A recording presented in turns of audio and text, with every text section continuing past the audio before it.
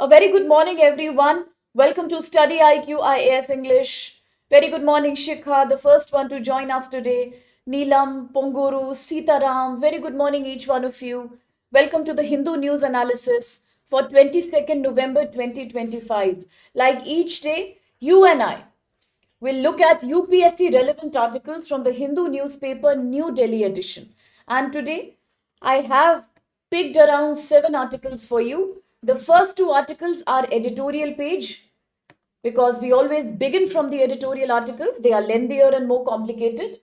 Now, the remaining 5 articles are all the current news that's right now making the headlines, including the very unfortunate crash of the Tejas aircraft in Dubai Air Show. From that to what is happening with regards to UK, United Kingdom's immigration policy, to how Indian currency is experiencing more depreciation. What does it mean for us?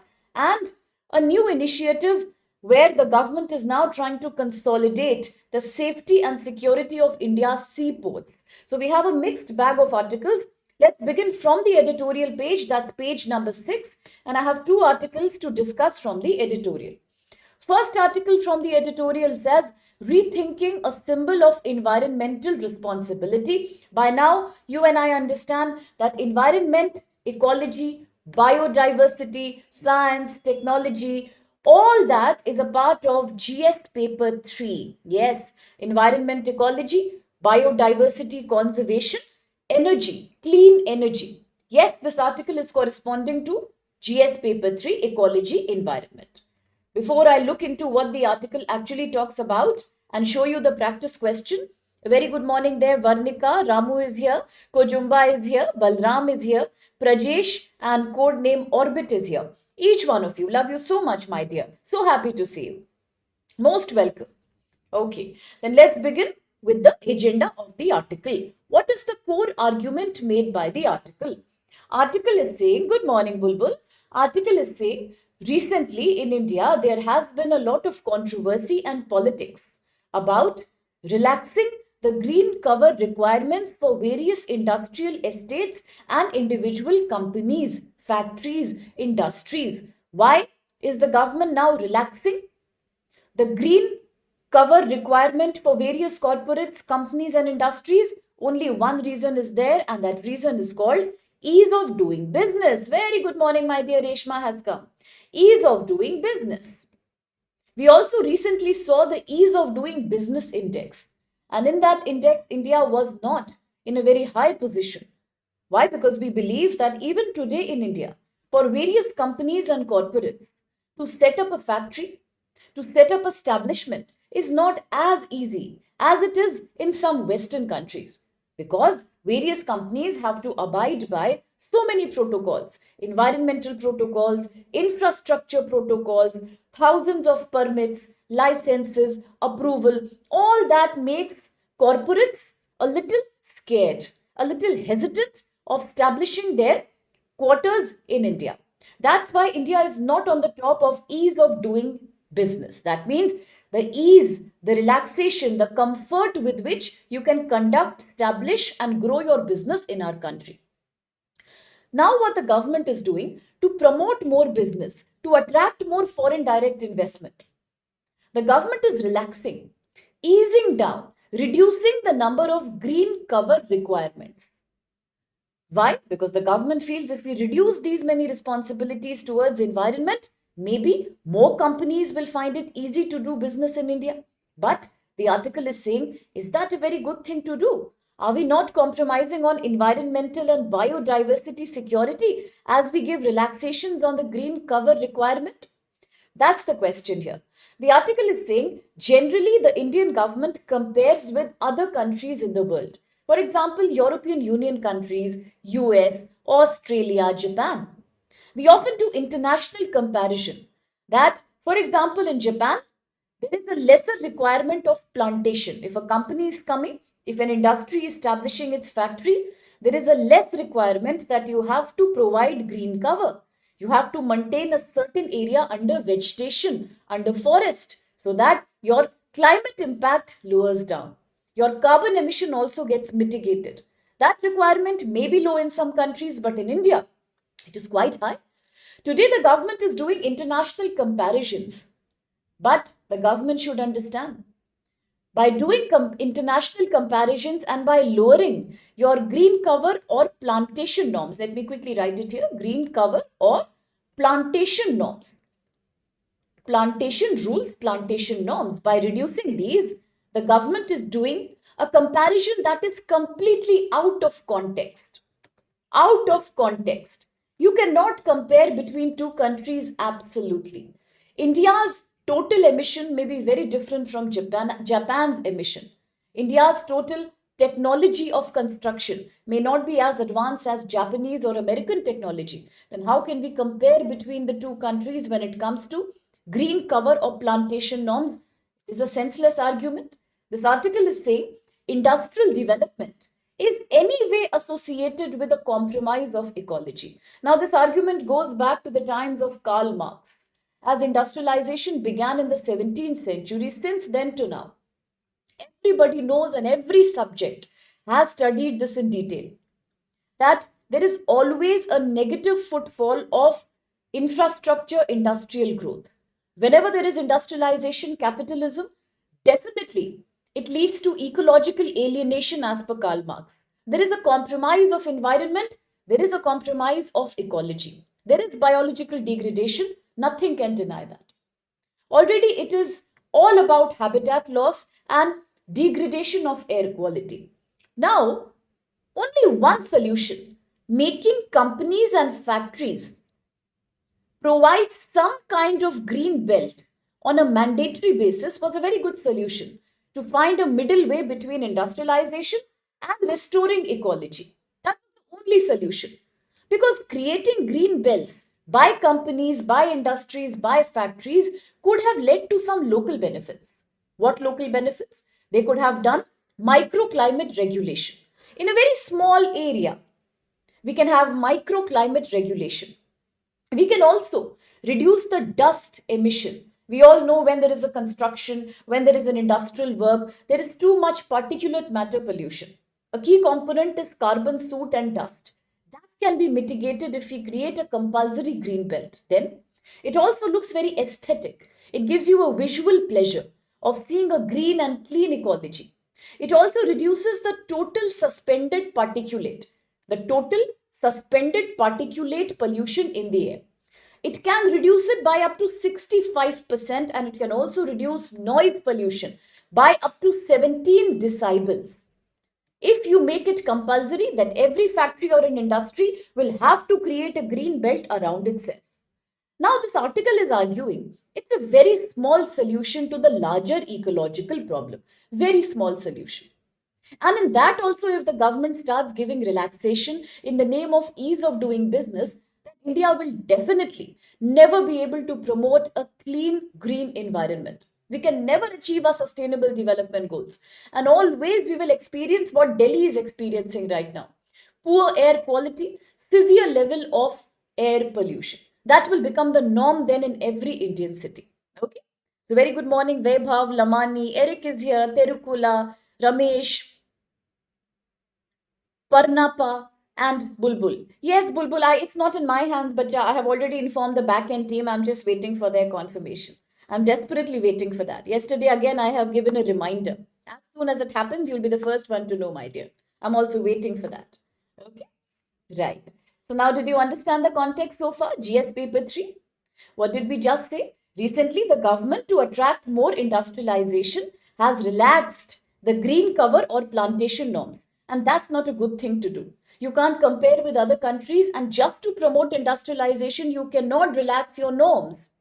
Because if you relax your norms, then it leads to unmitigable environmental disaster.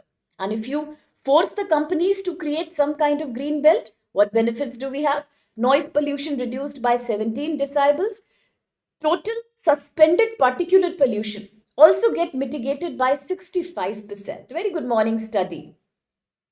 Okay, is that clear now, Orbit? I just explained it again to you. Is that clear? Good morning, Sagar. Is that clear now? That's the benefit of having a green cover. Every company and industry should provide some green cover, some plantation around its infrastructure. No matter how small it is, it has to be mandated. Otherwise, the air pollution, noise pollution, water pollution becomes unbearable. But recently, the Indian government is trying to reduce these protocols to attract more investment, and that doesn't make any sense. Now, there is one more argument this article is making. No matter how much green cover an industry or a factory creates, it can never be a substitute for natural ecosystem. It can never do that. Why? Because forest and wetlands are a part of one single ecology. They run as an integral part of ecosystem. When you create a small plantation or a garden artificially, it can only mitigate microclimate level regulation. It can only take care of a little bit control in particulate pollution, but it will definitely not lead to a bigger environmental contribution. It cannot. Usually, all these companies create a very monocultural and a very narrow kind of plantation. For example, they will grow only one kind of plant that looks beautiful, that adds to the beauty of their building. It has nothing to do with literally carbon mitigation. It cannot do any kind of carbon sequestration either. It cannot do that. Usually, these artificially created plantations will never do anything to promote biodiversity. They will never contribute to the hydrology, that's the water cycle. They will never ever try to do carbon sequestration, as I said, and they will never create a purification of air. They will never do that. They will never recharge your aquifers in the underground level. It can never contribute to that because they are artificial. How much can we expect from them? So, all these steps are only mitigative. Let's understand all these steps are mitigative, they are not restorative. Tomorrow, if you get a question in GS paper 3 that talks about compulsory plantation norms for industries, will they help? Please make sure you write this down here. You have to write this. That although they can create a little bit microclimate regulation and offset the total suspended particulate matter, but in the long run, it doesn't contribute anything to biodiversity sequestration or ecological benefit because it's artificially created. It is only mitigative in nature. It looks very good, but it is not at all restorative. Yeah, absolutely, Kojumba and Sumed, good morning. Yes, Eric, 2.5, particulate matter 10, all these are under consideration here. So, these are mitigative. They are not restorative. It's like taking a painkiller without understanding what's causing you pain. The painkiller will suppress the neurotransmitters. You will feel that you are not having pain, but the disease still continues until you address the root cause. Artificial plantation is exactly like that. And why are international comparisons misleading? Because every country is different when it comes to population density. Majority of European Union countries, they don't even have the size of one state of India. When we were looking at the happiness index, then Kojumba or Reshma, I think two people told us that, but the problem is that you can't compare. Finland has such less population.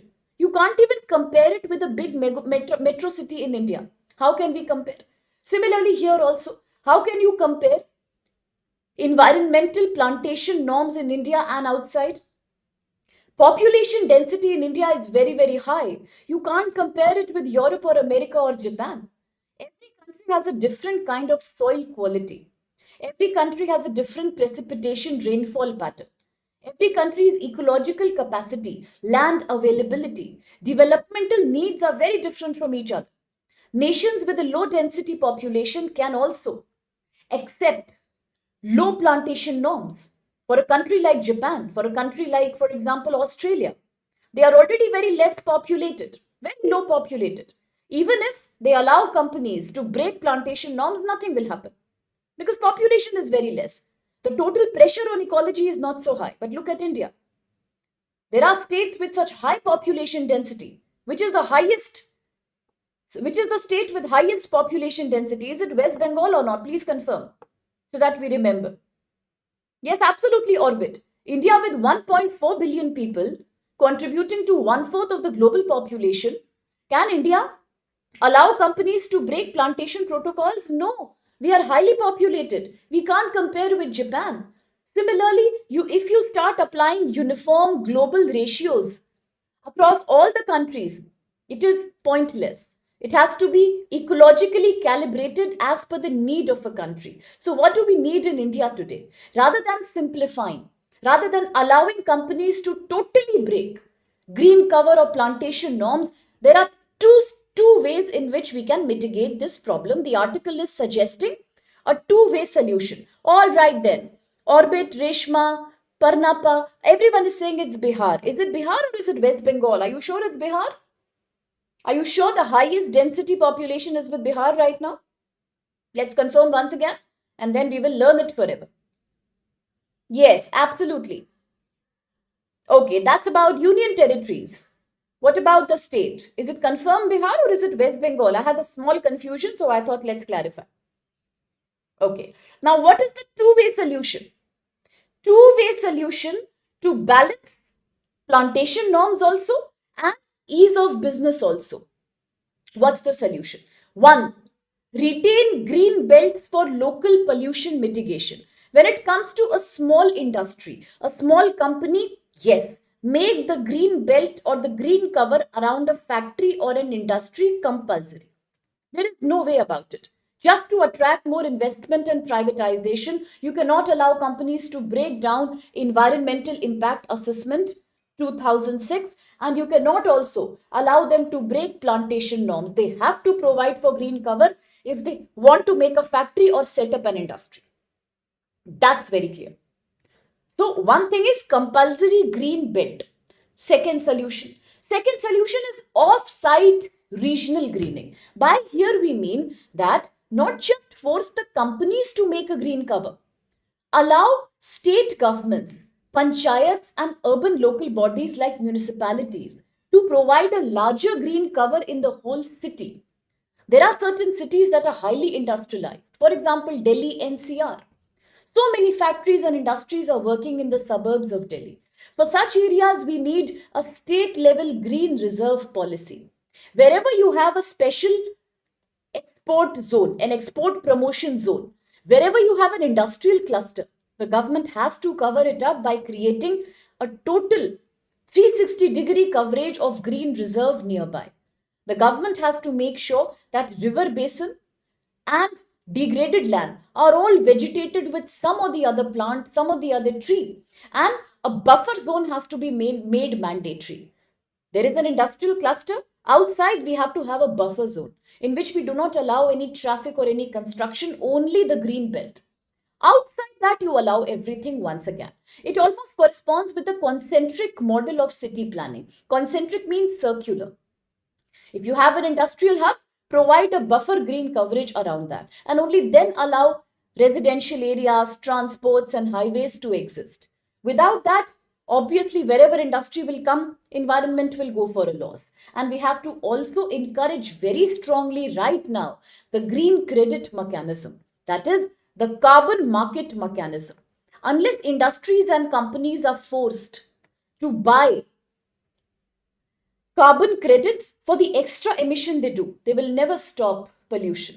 The only way you can induce them is to incentivize them. Ask them, if you reduce your green total carbon emission, you will get points for that. And you can sell those points and earn money. That adds to your profit. If you are unable to control that, if you release too much carbon emission or if you are doing too much particulate matter pollution, you will have to pay a fine. Or you will have to purchase an extra permit and that will cost you money. That's the best way of inducing private companies to regulate their pollution. How will this help us in the long run? It will mean a balanced approach, the middle path. Yes, industrial development, industrial cluster, plus a buffer zone of green cover. Restoring the degraded land and wetlands, river basins through these buffer zones and linking at the same time nature-based solution, NBS. This will also reduce the need of a new greenfield land. Rather than investing in a completely new land for making an industry, we can reclaim the wastelands. Lands that are now used as dumping sites or they are lying vacant for a long time. They are completely infertile areas. We can use them for more industrialization. That's the best way we can see a solution in nature-based solution. And industries in India who have existed for a long period of time, they will also have to regulate. They will also have to regulate their green responsibility. They should have some kind of a corporate environmental responsibility that is called CES. Just CER, just like you have the corporate social responsibility, you need to have a corporate ecological responsibility as well.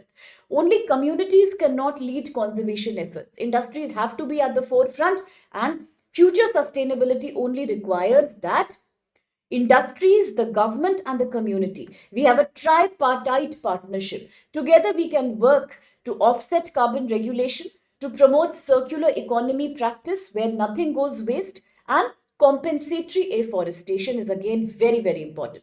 Public partnership equally important, and for the government to understand that in India, the real goal is not the goal of America, Europe, or Japan. They can afford to relax their environmental norms. We cannot, because already we are still struggling with a rising population. We are still struggling with a lack of space. And poverty and inequality are still there. So, therefore, we can't compare. The government has to understand that sustainable industrialization is the only way. The real goal is landscape ecological health should align with economic growth. Create productive industries, create employment, no problem. At the same time, make it compulsory that they have to do afforestation, give them license and approval based on the amount of plantation they are ready to invest into. And that way we can create a more sustainable environment. Yes, Bulbul, that's very fair. Okay. Thanks for telling us that. In southwest Delhi, so many trees are now being cut for making the Bharat Mandapam. Yes, and that's not unique to Delhi. It's with Bengaluru, Hyderabad, everywhere. We are experiencing massive deforestation. The new flyovers, the new bridges, the extra 4-lane expressways, all these are a compromise of ecology. States like Uttarakhand and Himachal suffer the worst. They have a mountain topography, Shivalik mountains, very, very delicate. They are ready to break down because Himalaya are still an evolving landscape. And look, the Char Dham Yatra. What are we doing in Uttarakhand also? Creating express ropeways. All that is a destruction of ecology, absolutely. And that's not the future. That's not a safe future at all. Absolutely, Ramu. Ultimately, it's about sustainable development goals, and we can't achieve that if we continue like that. Very good, Pranapa. Yes, Ramu, absolutely, Bacha. That's valid. Okay, and thanks for confirming Terukula and Rajneesh. It is Bihar. So, Bihar has the highest population density as well as the highest fertility rate also. Let's remember that. Now, the question, consider the following statements regarding on-site green belts. What are on-site green belts? In the article, I have explained on-site and off-site green belts. On-site means the ones that should be created within and around the industries and factories. Off-site in the larger part of the city by the state government. So one, on-site green belts mainly function as mitigative measures to reduce local pollution impact rather than restoring ecological loss caused by industrial land conversion. To green belt within the industrial premise can fully compensate for the loss of natural ecosystem and functions as biodiversity production and hydrological regulation. Now, three, empirical studies have shown, research has shown that well-designed green belts can significantly reduce particulate pollution and noise pollution around industrial zones. And four, international comparisons on mandated green cover ratios for industries are often misleading due to differences in ecological capacity and population density. So, which of these are valid? Is only one correct, two correct, all are correct, or only two are correct? So, which of these is the answer? Yes, the answers are right here. It all started with Terukula, Varnika, Parnapa, Reshma, Sitaram, Ramesh, Sumed. Ramu has answered. Balram, Rajneesh, Lamani. Yes, yeah, that's correct. Sumed also says, Bulbul says that the answer is B. Only three statements are correct, and that's absolutely well answered. Very well observed. Beautifully responded. Thank you so much. Well done, everyone. Yes, Bulbul, that's right. Why is it right? Because the second statement is invalid. We all have, yes, Eric, that's correct. Absolutely, Kojumba. Correct, Bacha. Why? Because we discussed in situ or on-site green belts are a very small compensation mechanism. Yes, they will contribute by looking beautiful, aesthetic pleasure. They will do micro climate regulation. Yes. Perhaps they will little bit contribute in mitigating total suspended particulate matter in the air. But in the long term, they can never compensate for the larger biodiversity loss because they are artificial, they are not real, they are synthetically created. Okay, so now second is not correct, three statements correct, very well answered. This is exactly how you will find the answers in UPSC prelims also. Nowadays, that's the kind of majority questions that you will see in GS paper 1. That reduces the scope of guesswork. And as we all know, 70% paper is always based on current affairs and news events. So that's why be very sure of your current affairs. Here we are trying to repeat and revise as much as we can. I would love your participation and contribution. Keep relating one current affair to another. I absolutely love and enjoy when you discuss with each other as the class goes on. I also really enjoy when, suppose I'm talking about the Kyoto Protocol, somebody else will just immediately start talking about how Paris Agreement has a different idea. How is it binding? I am talking about South Korea, and suddenly somebody reminds us of the recent Apex summit that happened there. So I really like that approach. Please cultivate that approach. Link one to another. Geographical places should be linked. Historical places should be linked, and that's how we will remember 1 year plus current affairs. Ultimately, your success in GS is mainly for current affairs. Okay, so let's have that approach going on. Here, I think everyone is doing that only, and I really like that approach. So continue with that attitude. Discuss, talk, give your ideas. Every idea is welcome. Of course, UPSC related. Next article, page number 6. The new direction for India should be towards Asia. Yes, we are looking at GS paper 2, mainly international relations. India's look east policy, India's neighbor first policy. What does the article say? Article is saying that today we are living in a very new world order. Gone are the days of the 1970 to 1990 Cold War period and the post Cold War period, when the world was divided between two main powers, on the one hand USSR, on the other hand USA. Now we have many more people who are coming in between, including Russia as a major power, China as one of the major powers right now. Yes, we are seeing the rise of Saudi Arabia as a key partner, not only for Pakistan but also of US. We are seeing Israel refusing to listen to America and continuing its plans of expansion. Plus, we are seeing Iran. Today, we saw in the newspaper how Iran has said that International Atomic Energy Agency, the nuclear watchdog of the United Nations, IAEA, is once again demanding to Iran that please show me more detailed reports about your nuclear infrastructure. We still have a doubt on you. And Iran says that's ridiculous. I will not give more clarity. I have given enough clarity and I have allowed inspection by IAEA. And look at the paradox, Israel has never allowed. And still people are forcing me. US is putting sanctions on me. Yes. So the world today is a multipolar world. It is divided between different powers. And at the same time, there is the global south. Global south, which has some of the rising economies of the world. Example, India, the third largest economy to be. We are almost that. And still, despite being the voice of the global south, pharmacy of the global south, the key link between Asia and Western nations, still India is suffering from its own problems like economic loss, dependence on America, very good Reshma, 50% tariff impact, and how has it impacted our export income. Recently in October, we have suffered from the largest ever trade deficit in history. So that's the new world today. Many parties, many countries, and all are trying to show their power in a different way. In this context, this article says India must focus on two things: neighbor first and Act East policy. Asia is the rising power today, and now gone are the days when America or Russia can put any kind of tight control over South Asia. The future comes from Asia, specifically South Asia. So the article begins talking about the SCO summit that was held in China. Recently, we had the SCO Summit 2025, Shanghai Cooperation Organization. What was the result of this summit?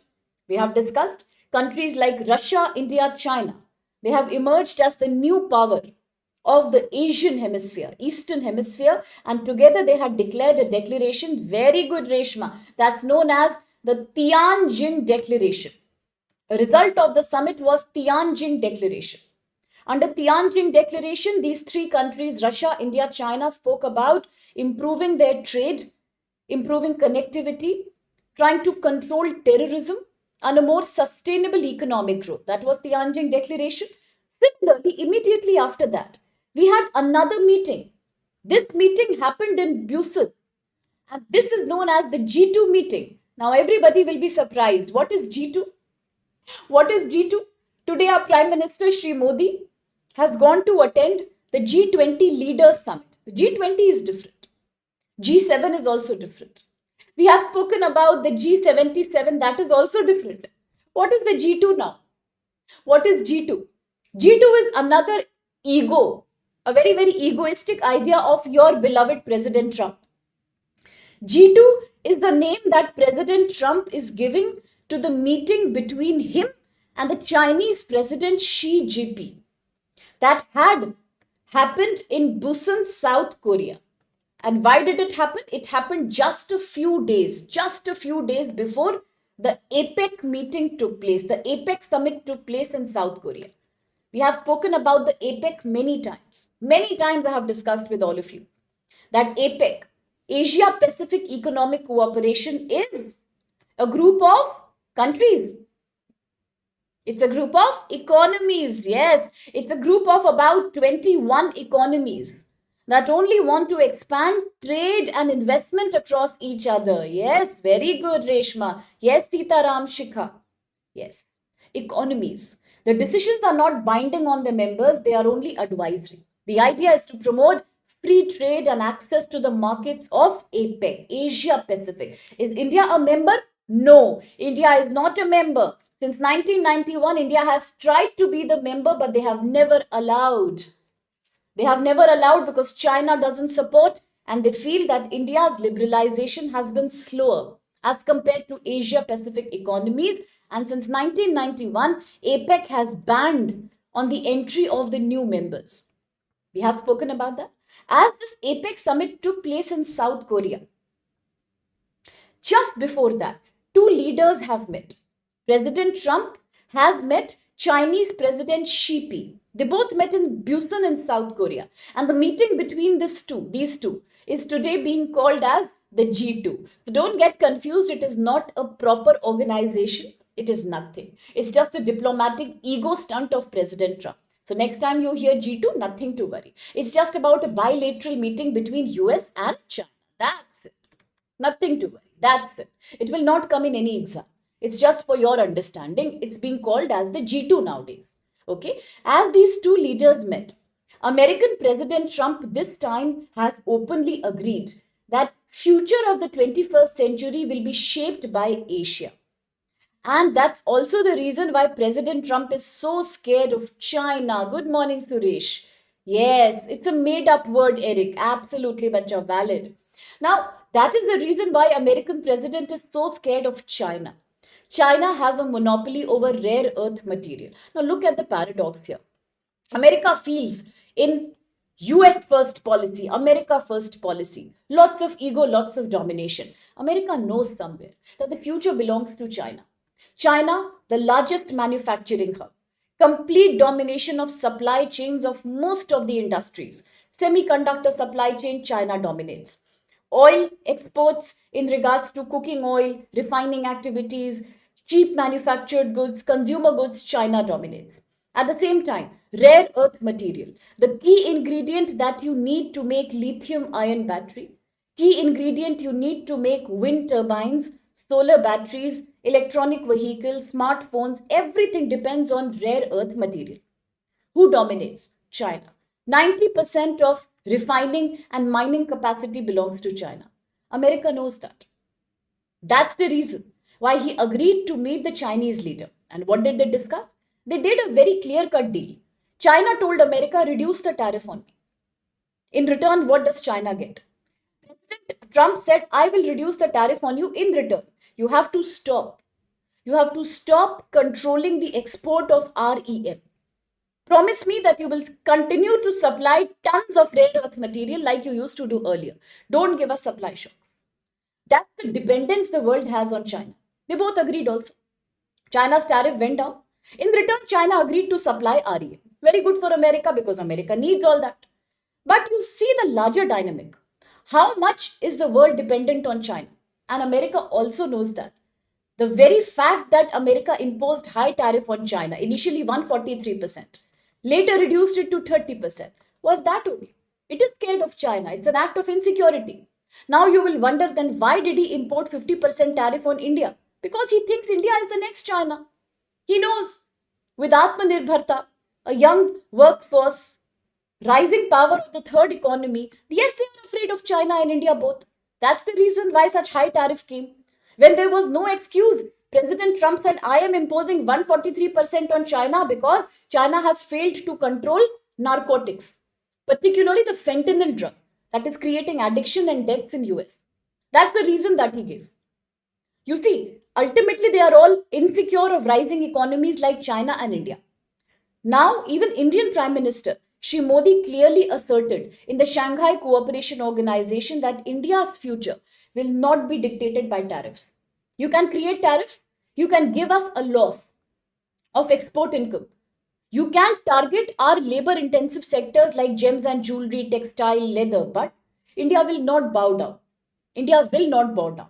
India will diversify the markets, but now India's policies will not be determined by monopoly of countries like China or US or Russia. We will do what we feel is correct. Example, despite being a friend of Israel, openly we supported the Sharm el Sheikh Summit, the 20-point program. India was one of the first countries to give approval and recognition to the PLO, Palestine Liberation Organization's demand for a separate Palestine long back, before many countries had given. Another example, India criticized Russia for abusing Indian labor by falsely taking them to Russia and making them fight the war against Ukraine. India was very critical about that. Third, India proved its independence when, despite the pressure coming from US, India told categorically, I will continue to import Russian oil and energy because that's cheaper to me. These are few examples of how India is completely now having an independent and strategic autonomy based foreign policy. No more depending on any other country. But this is a critical moment for the world. Why? Because India is now the third largest economy, while America is trying to erode multilateralism, doing America first, H-1B visa, fees hike to $1 lakh, not allowing foreign country workers to come and work in America, absolute anti-migration agenda. Third, high tariff. Fourth, controlling the supply of AI chip fabrication technology. America is doing everything it can to stop benefiting other people, to continue with its monopoly. Not ready to give carbon finance at the COP summit under Paris Agreement. Not ready to spend more money on UN peacekeeping forces. What are all these? America's insecurities. America's insecurities. Now, India says that now, no matter what US does, I will continue with my strategic autonomy behavior. In fact, our External Affairs Minister Sri Jay Shankar very clearly said, very clearly earlier in G20, now in Shanghai Cooperation, a dialogue was made that India is not the same as the India under Nehruji. That time we had non-alignment. This is non-alignment part 2. It is non-alignment but part 2. It focuses on strategic economy and self-interest, not believing in anybody, no permanent friends, no permanent enemies. That's the policy India has now. So what's the bigger question? India's relations with Russia are today becoming strong after Operation Sindoor. So many defense purchases, so much oil import. With China also, slowly relations are becoming slightly better.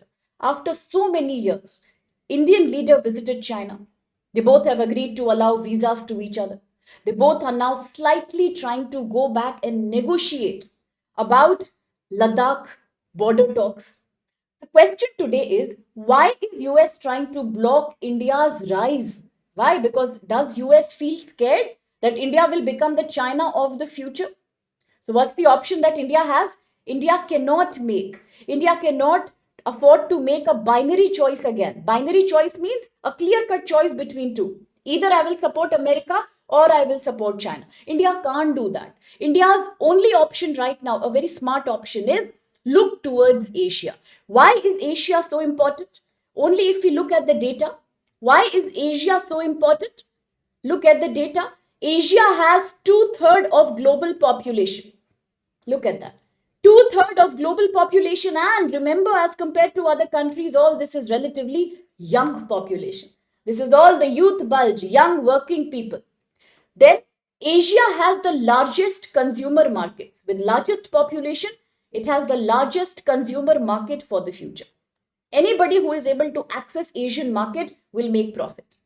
Asia is integrated in some of the major global frameworks like BRICS, the G20, the ASEAN, whose meeting recently happened. And we got a new member. Who was the new member of ASEAN? The 11th member. We have spoken about it. Never forget 2025 ASEAN Kuala Lumpur, Malaysia. Plus also RCEP, Regional Comprehensive Export Partnership, in which so many countries of the ASEAN plus other ASEAN plus nations also participate in the free trade. Very good, Reshma. Timor-Leste, East Timor. Yes, Ramu, that was the demographic dividend I referred to. Very good, Shikha Sitaram. East Timor, Timor-Leste. That's the latest member, Kojumba. Yes, bacha, absolutely. 47th ASEAN Summit, Kuala Lumpur. Main result for India, 2026, the year of India-ASEAN Maritime Cooperation. Yes, very good. Yes, Ram. Absolutely, Abhishek. Correct, bacha. Well done. Another problem, why is Asia important? 2/3 of the world population, largest consumer market, a member of BRICS, SCO, ASEAN, RCEP. Ultimately, India once again is trying to explore the opportunities of joining the RCEP, the Regional Comprehensive Export the Trade Platform. Why? Because in 2019 we had left it, we had moved away, saying that we are experiencing a loss. We were experiencing trade deficit, mainly in the agriculture and dairy sector. Why? Why? Because Australia and New Zealand have an excellent animal farming and dairy industry. They are less populated. They have major lands, acres of estates that are into formal dairying industry. It cannot compete with India's dairying sector. So what was happening? If we would have still continued to participate in RCEP, the biggest loss was all the cheap dairy products like milk and other dairy products would have flooded Indian market. They have a much higher production than us. Right? And then if we would have reduced all the import duty under RCEP, free trade agreement, they would have become much cheaper and they are also good quality. So what would have happened to India's dairy sector? So many cooperatives in India, so many small scale industries in India who are doing the milking and the dairy exercise, we would have experienced loss. Indians, dairy farmers and agriculture farmers would have completely lost their income. That's why India decided to move out of RCEP in 2019. But now, given that America has put a tariff on us and we are experiencing a high trade loss, a trade deficit, more imports, less exports, naturally we are reconsidering joining RCEP but on our own conditions. So that's the importance of Asia for India. Asian cooperation is based on value chain. Now, the biggest lesson we can learn here. Tomorrow, if you get a question in IRGS paper 2, why is Asia and the partnership with Asia a much better opportunity for India rather than conventional partnerships like Russia or US? The biggest answer is that when if you look at Asia, RCEP or ASEAN, all these are partnership based on value chains. Trade is the main agenda. Profit is the main agenda. But if you look at America or Russia, the main agenda is not trade. The main agenda is colonialism, soft power, cultural penetration. They don't believe so much in profit loss. They believe in ego. They believe in ideologies. You go with America, immediately they will ask you to break ties with Russia. You go with Russia, immediately you will feel that America has become your enemy. That's not valid. Today, in line with India's strategic autonomy, we cannot afford to have permanent friends and permanent enemies. We know that the world doesn't work like that. So we have to focus on value chain and profit, and that's where Asia is a great opportunity. India needs to have a very dual global agenda. What global agenda? Dual. Two-sided global agenda.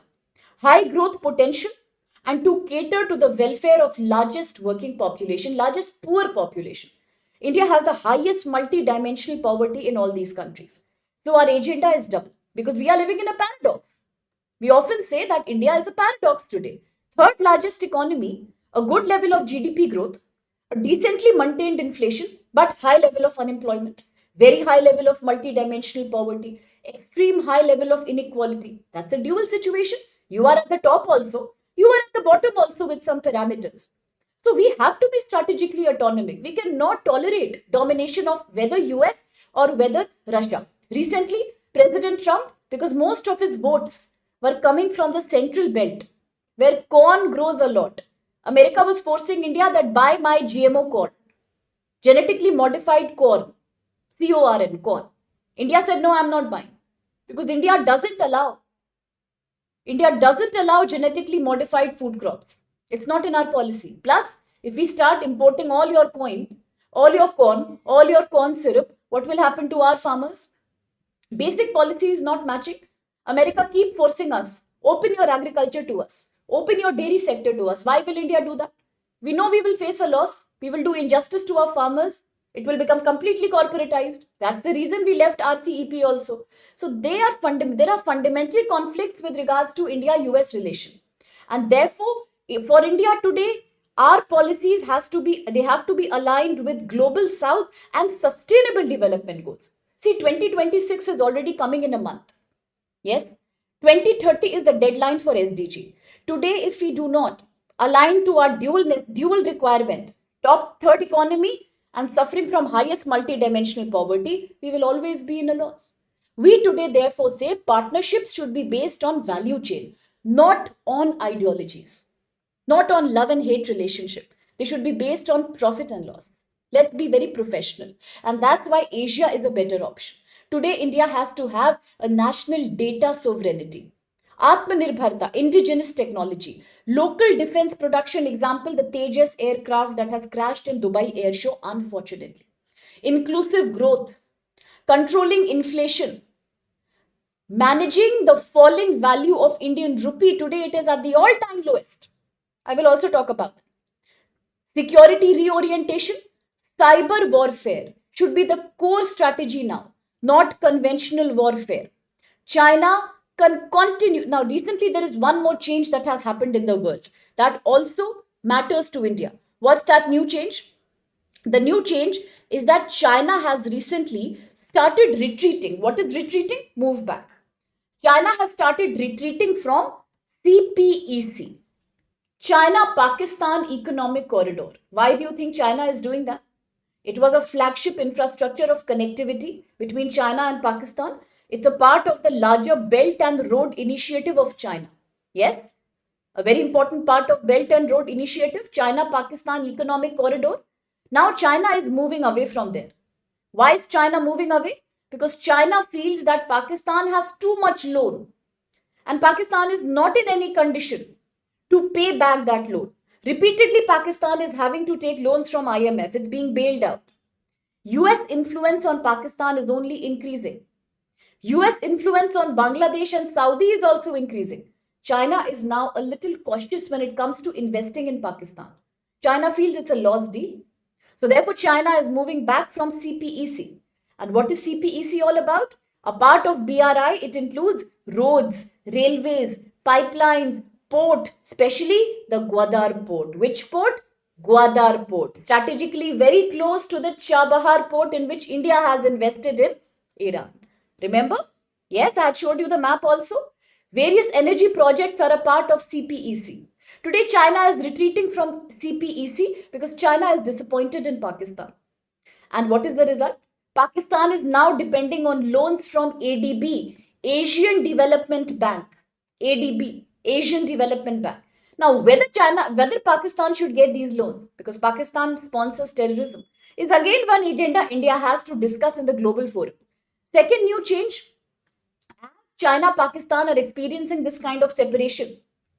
Another issue is that newer changes are coming in the world. For example, America's influence in Bangladesh and Saudi Arabia is increasing. Just 2 days before, President Trump has hosted Prince Mohammed bin Salman from Saudi, given him huge honor, and said that I'm ready to forget about the ugly past. Nobody will talk about the death of Jamal Khashoggi now. Nobody. Gave him a clean chit. and said that I will share nuclear civil cooperation deal with you. That's the new change. Yes, absolutely. The Balochistan crisis in Pakistan, India's rising relation with Taliban, in fact, and US has now started asking for the Bagram base in Afghanistan. Yes, US is now once again demanding for the Bagram base in Afghanistan because Afghanistan is a buffer area for Russia and US. India also recently got some permission, got some waiver permission from US to continue for some time once again the trade in the Chabahar with Iran. Yes, so all these changes are happening in the world. What can India do to secure a better future? One, strictly believe in non-alignment. Part two, strategic autonomy. Point number two, reduce the size of the conventional army and shift from large army towards specialized AI forces trained in cyber security, space and missile technology, AI and drone technology. That's the need of the hour. Second, artificial intelligence sovereignty is very important today. If you want to become Viksit Bharat, developed India by 2047, then India must implement properly the 10,372 crore India AI mission. People are saying it is insufficient to compete with America's dominance in AI, but we have to start implementing that. We also need to make sure we have parliamentary committees that are focusing on AI research and indigenous models of artificial intelligence and data protection. The funding has to increase. Also, we must make sure that we reposition ourselves in the global geopolitics by focusing on Asia, strictly following non alignment part two. Third, focusing on economic growth and AI leadership. All these will enable that with Asian partnership, India can once again become a much more strategically important country rather than depending on conventional powers like US, Russia, which are all about petty politics. That's what the article says. Very good, Sumedh. It's almost closed now because China doesn't want to invest. China knows Pakistan is a defaulter. Yes, Shikha, technology is crucial. Absolutely, Eric. And Reshma, yes, how Balochistan blew up the pipeline. That is also the reason why China is not interested. There is no safety in Pakistan. Okay, consider the following statements regarding India's evolving foreign policy. One, India's current foreign policy inflection means bias, bent, is influenced by global power shift towards Asia and increasing alignment with regional groupings like BRICS, SCO, and ASEAN. Two, cyber warfare and technological sovereignty, particularly artificial intelligence, are becoming main pillars of India's national security strategy. And three, strengthening ties with Russia and negotiating a border settlement with China are highlighted as a part of India's broader strategy to enhance strategic autonomy. Which of these statements are valid then? Began by Terukula, Ramesh, Sitaram, Subed, and Reshma have answered. And all these are saying that the answer should be C. That means they say all three statements are correct. Is that the right answer? Anybody else wants to answer? Lamani is answering. Shikha, Zanil. What about Bulbul? What about Ramu? What's your answer, bacha? First is correct, absolutely correct. India's foreign policy right now is focused on the rising power of Asian partnership. That's correct. Two, yes, cyber warfare and technology are very, very important because AI should be the central pillar of national security. Look at the GPS spoofing that happened in Delhi. Look how the modern warfare demands cybersecurity as the key agenda. So, yes, second is correct. Yes, absolutely. Sitaram, Kojumba, Reshma, Ramu has answered. Balaram has answered. Rajneesh, Shikha. Very good. All are correct. Third is also correct. Strengthening ties with Russia. Very important for us. Key defense partner. Long back when there was nobody to support us. When we had a war with Pakistan. When we had a war with China. When we had nothing, even America was threatening us because we were dependent on America for rice and wheat much before the Green Revolution happened. All that period, it was only Russia that supported us. At that time, Russia and India, the ex-USSR, and India had signed a 20 years peace and friendship treaty long back. That's why I always say, for everybody who needs clarity on international relations and current affairs based on them, there is a grade 12th book. I think it's grade 11th or grade 12th NCERT. NCERT, Contemporary World Politics. It's NCRT only. It's an orange cover book. I highly recommend that book. If you need to understand the period from 1947 up to 1975, oh, it's mandatory. Do read that because anyway, NCRT is important. Good morning, Kishan. Orbit, it sees the answer. Yes, during 1971, yes, the ex-USSR supported us. Very good, Kishan. We need to focus more on Asia. All three statements are correct, really well answered. Very good. Now, rest are all smaller articles. IAF Tejas crashes at Dubai Air Show. One pilot lost his life. That's a very heart-wrenching and a very sorry news. It's an extremely unfortunate episode as Indian Air Force Tejas fighter jet yesterday crashed as the Dubai Air Show was being conducted. It took the life of India's pilot, the wing commander Namansh Sayal. And that's very, very unfortunate. May his God bless his family. And the accident happened when this air show was being conducted at the Al Maktoum International Airport. That's when the accident happened. And very unfortunately, the young pilot was from Himachal Pradesh. It is a very sad episode because these advanced indigenously created 4.5 generation multi-role fighters called Tejas are usually pretty strong. They are a very smart symbol of the Atmanirbhar India, created indigenously in India. And still, unfortunately, a very horrific accident happened. And this accident also is a reminder of how sometimes advanced technologies can fail human beings. Yeah, so it's very, very unfortunate. Yes, it could be confusing, Reshma, but then that's valid. Okay, so now let's quickly revise a little bit about Tejas after this tragic accident. Now, Tejas is indigenous. It has been manufactured in India within the Atmanirbhar Bharat mission, self-reliant India. It is a 4.5 generation multi-role LCA, light combat aircraft, created by HAL, Hindustan Aeronautics Limited in India. Why was it created? It was designed for the Indian Air Force and the Indian Navy simultaneously. Why was it created? Because now we were experiencing a little bit degradation in the older aging MiG 21 aircraft. That's why it was time that they retire and the new technology under Tejas 4.5 multi-role LCA comes in the picture. It has some very advanced features like it's lightweight, single engine, it's a supersonic fighter jet. It's capable of air to air. Do remember, you can get a prelims question. Tejas is capable of air to air to ground, air to sea combat missions. Very important. At the same time, it has a fly-by-wire control system, a very advanced glass cockpit, and it's capable of firing Astra, Derby, BVR missiles. So quite a sophisticated technology. Now, for the Indian Air Force, Tejas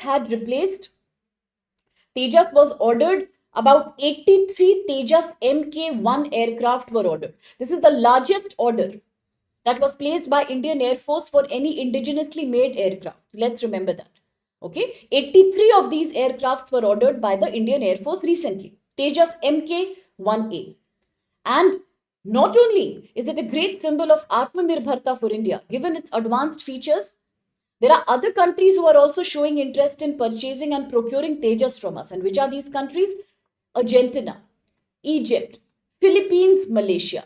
Whenever I say Philippines, do remember, it was the first country also to show interest in procuring the BrahMos missile from India, created jointly between India and Russia. BrahMos, which was the first country to place an order? Philippines. Which is the other country which is now considering and possibly will place a very high value order for BrahMos? Venezuela. You should remember. No, sorry, Vietnam. Let's remember. Do you remember? Anybody remembers about BrahMos? India, Russia. Philippines was the first one to procure order from India. Yes. Second one recently, Vietnam is also showing the same kind of interest. Very good, Eric. BrahMos missile. Absolutely correct. Yes, named by the ex-prime minister, named after him. Very good. Yeah, that's what we have to say, Eric, today, sadly, after the very tragic accident. Okay, so do remember. about the BrahMos. Now, today, Argentina, Egypt, Philippines, Malaysia are showing interest in Tejas also. Please remember. Quickly, the question: which of the following statements about HAL Tejas aircraft are correct? 1. It is India's first indigenously designed and manufactured light combat aircraft. 2. It uses composite materials to reduce weight and increase durability. And 3. Tejas Mk2 is designed to replace India's MiG-21 aircraft. So which of these statements then become valid? Which of these is the valid answer? A, B, C or D? Tenukula says it should be B. So does Reshma. Which then is the valid answer? Sitaram answers, Orbit, Varnika have answered, Sumed has answered. Some confusion with the answer? Yes, absolutely, Kojumba. Thanks for telling us that. It's very kind of you. Reshma, Rajneesh, Ramu have answered. Most students are saying B is the valid answer. Absolutely, third statement is correct. The idea was to replace the aging MiG-21. Second is also very, very correct because the whole purpose is to make an aircraft that is durable plus lightweight. That's why it is using advanced composite materials. 2 and 3 being correct. B should be the valid answer. Absolutely correct. Then which was India's first indigenously designed and manufactured aircraft? Any comments on that? Do let me know. Yes, well answered, Shikha. Absolutely, Balram. Very good answer. Very well answered. Now, quickly, the next important current headline. Central government is notifying 4 new labor codes. It is not a new news. It is not new. In 2020 itself, the Indian government has decided that there were in India, since the times of the British government, about 29 fragmented labor laws. Various laws, total 29 in number, that kept on talking about labor safety, labor security, about 29 to 30 laws. But they were very old and there were too many in number. So now the idea was to replace all those old age 29 laws with 4 progressive laws. New age laws that can take care of employees, especially those employees who could also take care of their social security, basic wage, and some kind of help to be provided to people in the informal segment. Okay, there's a confusion in the previous answer about the first indigenously manufactured one. I'll see you, Orbit. Thanks for joining us. Most are saying it's Marut, INS Vikrant, HT2. Okay, that's very beautifully answered. With regards to the confusion, we can clarify them later. Thank you for your response. But the answer, one of these answers is absolutely valid. We'll discuss it. Quickly coming back to the next article. 29 old age labor laws coming from 1930s era have now been replaced by 4 advanced laws. And today we have a consolidated labor code that will take care of social security, especially for the GIG and those workers who are coming from the informal sector of the economy. So which are these new 4 consolidated labor laws that have replaced the earlier 29 old colonial era laws? One is the Code on Wages 2019. The idea is to unify existing labor laws regarding wage and bonus given to the employees. Second, Industrial Relations Code 2020. Idea to consolidate various laws regarding trade union, employment conditions, settlement of dispute between management and employees.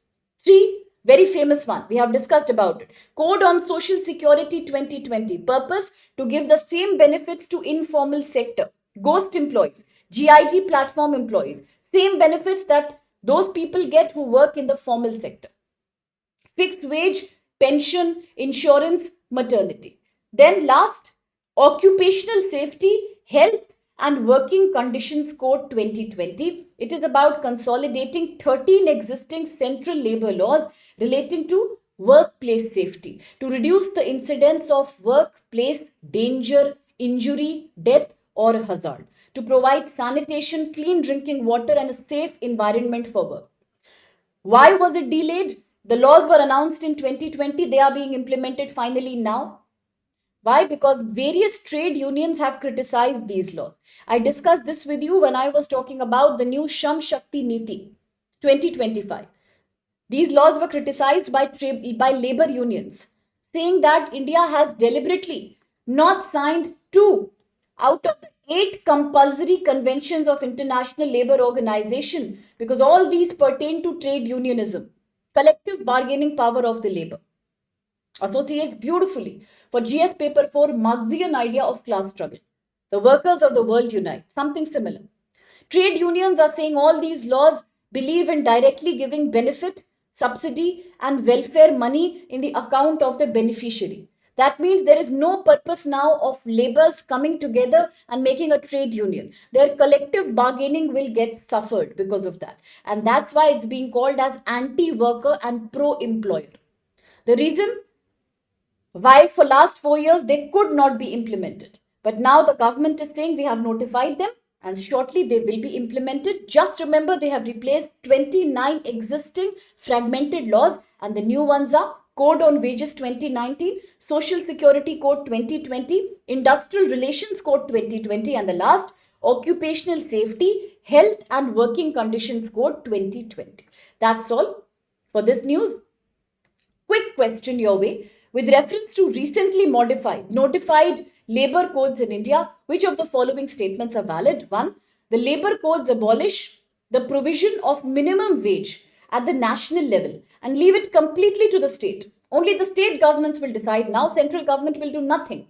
Two, the codes do not cover GIG workers and platform workers under any form of social security framework. Three, fixed term employment under codes ensures benefits equivalent to permanent workers, including social security. And four, the labor codes have increased the number of central labor laws instead of consolidating them. So, which of these are valid? It's a slightly tricky question.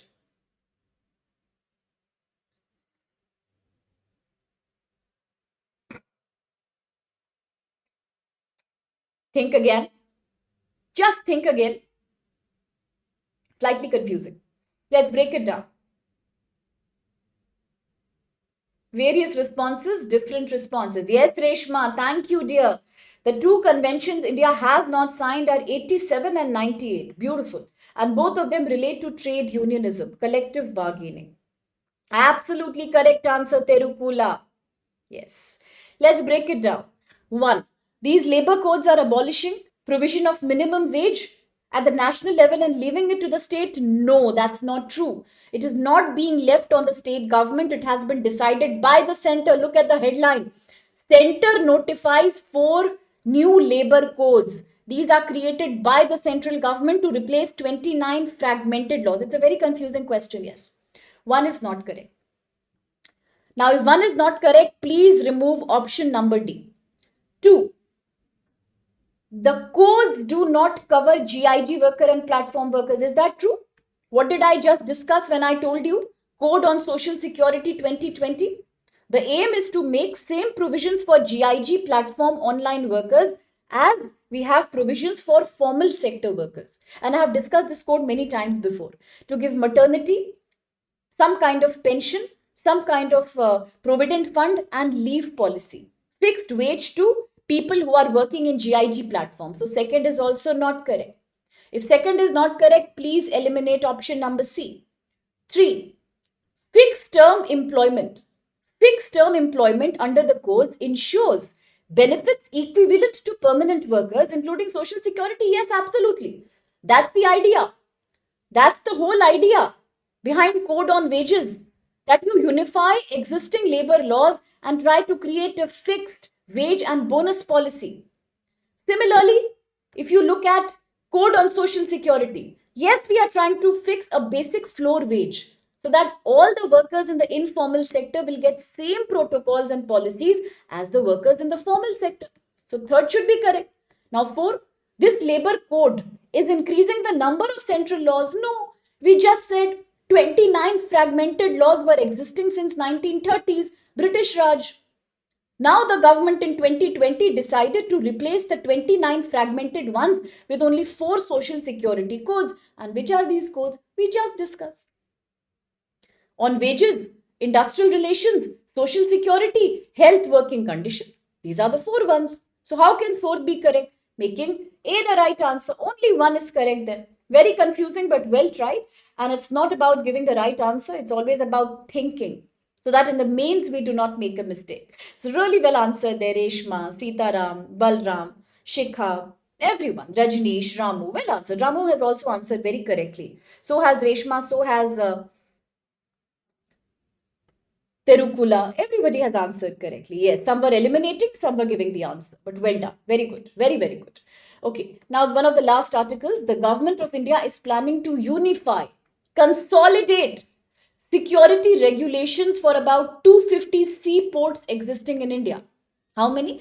250 seaports existing in India will now get a consolidated, integrated security system. Why? Because right now, various ports in India are being provided security by some government organizations, some private companies, some they are being independently monitored. There is no uniformity when it comes to security. With rising menace of cyber security, with a rising threat towards maritime security, with India's focus on the sea, blue economy, Sagar Mala, Sagar, Mahasagar initiative, India today focuses not only on modernizing its existing ports, but also providing them top-notch security. So now the union government has designed the Central Industrial Security Force.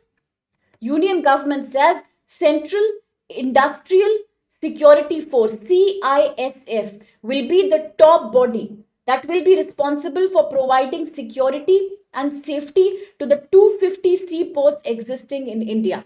So what is going to happen now? Central government says CSIF is the central security regulator for all these ports. This, remember, will include some private ports also that include cargo. Now they will be brought under a uniform security architecture. Same homogeneous security architecture. Why do we need that? Because initially 80 seaports that will handle import export cargo will be regulated by CSIF. It's being done in a very phased manner, one after the other, in a slow manner, rather than bringing 250 ports under CISF at once, which is difficult. We need more investment, more manpower, more training, more time. So therefore, initially, out of 250, 80 ports, which are the most critical ports in India, that deal with import, export material, cargo, consignment, they will be regulated by CSIF. What will CSIF do? Provide access to control systems. They will screen and monitor that cargo. They will also do patrolling at the coastal area, the seafront.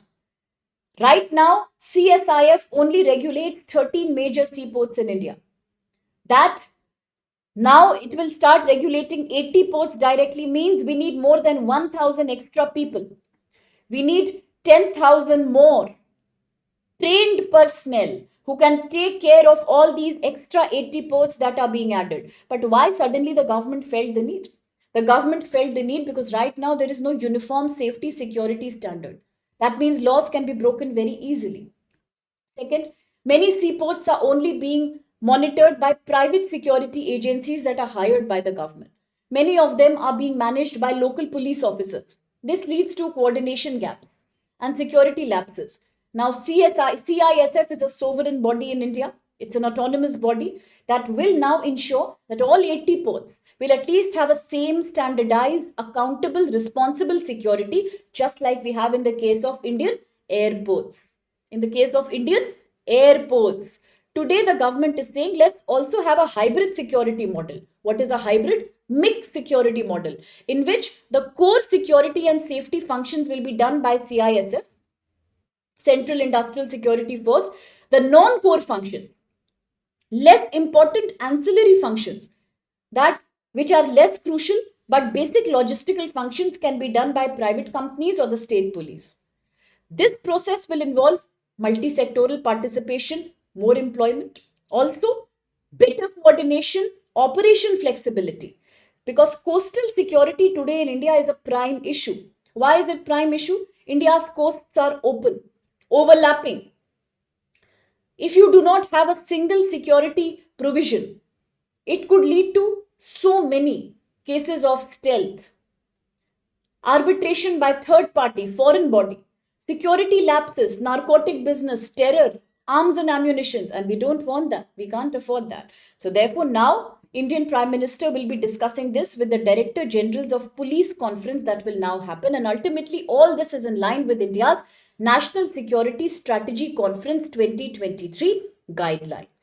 Purpose: to provide more maritime security, to enhance surveillance, safety, and access control to all seaports, because sea and port security is the same as national security. Now, as I end, a small little disturbing observation that Indian rupee was already falling as compared to American dollar. Right now, it is at an all-time low. It's an all-time low because now INR has fell to a historic low of 89.66 against American dollar. That's a very big fall. Suddenly, why should this fall happen? One big reason could be that investors find it more beneficial to invest in American market, not Indian market. The interest rates provided by American market are much higher than those provided by RBI to the banks in India. There is no comparison in India's repo rate and America's repo rate. There is a huge difference. For India, it's a different reality. For America, there are much higher rates. So sometimes investors find it much better to actually invest in America. All these have highlighted also because we are losing a considerable amount of export income, that yes, the rupee is falling to an all-time low. And if a weaker rupee happens, what will be the side effect? The biggest side effect, our exports will become competitive. Yes, many more people will buy them because they are cheaper. But will we get enough export surplus income? No. So our export income will suffer. Second, a weaker rupee means much higher cost of import, especially crude oil, medical equipment, and capital goods. They all will become expensive. Third, the Reserve Bank of India may also find it difficult to cut interest rate because of currency depreciation. Reserve Bank has to control inflation. We all know that Reserve Bank uses repo rate and cash reserve ratio as two basic monetary policy instruments to control inflation situation. Now, if the rupee value decreases, it will be tough for the RBI also to regulate its cash reserve ratio and its statutory liquid ratio plus its repo rate, because currency is depreciating. To control inflation will become a challenge. Last but not the least, for a common man, it means higher prices, not only of imported goods and commodities, but also foreign travel, much higher prices of foreign services. And that's the impact it will have on people. Okay, so all that is a result of a larger macroeconomic situation. We all know we experience trade deficit. We all understand that recently investor confidence in the market was also down because of the trade deficit. So it could be a very temporary phenomena. But yes, it's interesting to observe that how the value has suddenly fallen to an all-time low of 89 rupees. And now, last but not the least, to stop people from coming to the UK. We all know that Europe and America both are right now busy in anti-immigration agenda. America first, like that UK first now. So UK government has announced that it will make its immigration policy much more strict. It will not now give asylum to most people who come to UK for permanent settlement. And this was announced recently in such a plan that those people who earn a lot of money, for example, those who are earning 125, that is 1,25,140 UK pounds, will be the people who will be given some kind of a bigger, longer settling visa, long-term visa.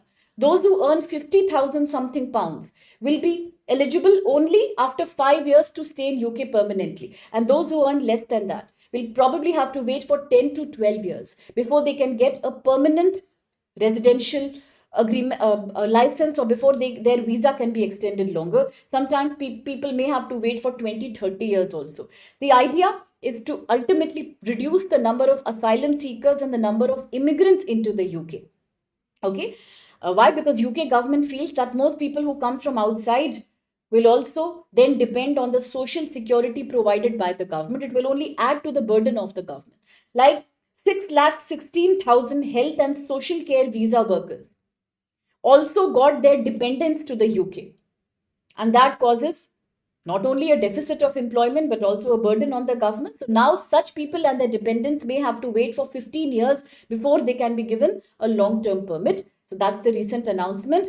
And also remember that Indians have been the largest group of non-European Union long-term migrants in the UK. Those who are not European, but the longest term migrants to UK are also Indians. Just like the largest participation in H1B visa of America came from Indians. So that's also true of UK. And that's it for the news right now. Yes, absolutely, Kishan. India's exports will increase. So right now the problem is they will increase, but they will not be competitive. Because if it's at a low price, people are buying that. But what about a surplus export income? That's the problem. And how will we afford so many imports that are happening, especially with regards to oil and gas? That could be a major challenge. That's what we are yet to see. Yes, they may settle down once the tariff impact gets better. Sea piracy is a major issue, Shikha, absolutely. So now I take your leave. We are mostly done with the lecture. A quick reminder for those students who are writing the exam in 2027. So please start early. Starting early is always better. And with that in mind, we have a course that's only 20,999. And what does it give you at this price? Yes, it could be a very interesting opportunity because it provides you 15 months and more. 15 months plus all GS papers covered, 1 to 4, all of them covered. Plus essay writing, answer writing, and also prelims. CSAT, news, current events, static subjects like history, geography, polity, IR, science and tech, all of that covered. Periodic tests, revision exercises, timetable, one-on-one mentorship. So please spread the word around. Anybody who's interested, I really request you to spread it for me. And the code is SPLIVE. Please ask them to use code SPLIVE. If you are interested, you can do the same. Use code SPLIVE. The admissions will close 25th November. About 3 days are remaining. And it's available in all languages. Hindi, English, bilingual. Okay, that's a very interesting opportunity for 2028 also. At a price of 34,999, everything covered. Prelims, mains, some personality grooming and interview guidance program also will be a part of that. So overall, 18 months plus course. Yes, one-on-one mentorship. So please spread the word around. Okay, thank you so much, all of you. I'm so grateful for your participation. Love each one of you there. All the best. My blessings on you. 25th November, the sale is end. So do remember code SPLY. And very soon, this Thursday, I'm coming on a Zoom session.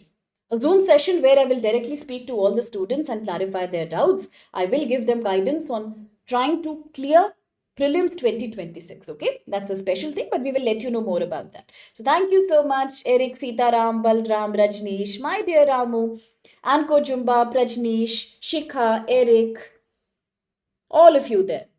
Terukula, Orbit, okay, he left earlier, Balram, Rajneesh. Who else did we have? Sitaram was here. Yes, absolutely. Sitaram was here. Zanil was here. Zani. Lamani was here. Sumed was here. Ramesh was here. So all of you there. Code name UUU was here. Okay then. Parnapa was here. Yes, Balram I already mentioned. Who else? That's it. Okay then. I'll see you tomorrow. God bless you. Yes, I'll love to meet you.